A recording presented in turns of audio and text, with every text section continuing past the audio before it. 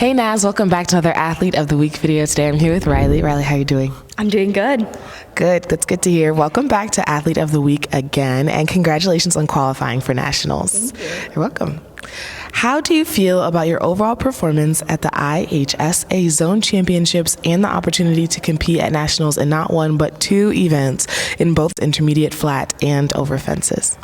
Yeah, I felt really good about it. It was really fun. We got to take a nice little road trip up to West Virginia, so that was great. It was just a really great experience. The horses were amazing, and it just felt really good, waiting, because they call it down from the lower placings up, so you're just standing there and you're like, oh my gosh, did I place? And so it was just such a cool experience hearing my name called or my number called and being like, oh my gosh, I get to go to nationals, because that was something that I did not think was going to happen, to be so honest. I was so happy with just going and getting to compete at zones. So. Well, congratulations again. And how do you plan to keep the momentum going? At first, you qualified for zone championships, and now you're qualifying for nationals. What do you think is next? Do you have any more you want to achieve after this?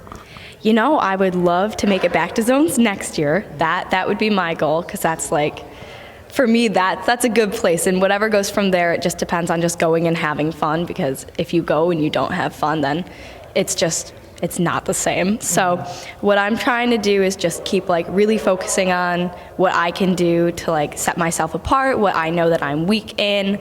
So I know sometimes I get a little bit left behind over fences, so I've been working really hard on making sure outside of the team I'm strengthening my core and doing what I can to help improve. What were you focusing on most in preparation for this incredible opportunity?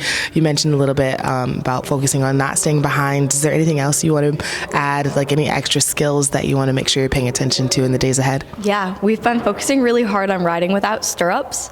It's pretty much, because when you're up on the horse, you're in a squat, but your foot is on a thin metal bar. So one of the big tests in the higher challenges or types of qualifying shows is they take your stirrups away.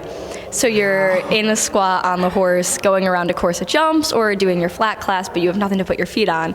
So you have to really keep your lower leg tight and stable to help support you up there. So we've been doing a bunch of that. We've been jumping without stirrups. I think it's really made a big change. And I do think that was probably one of the most helpful things I could have done for zones. So lots more no stirrups in my future.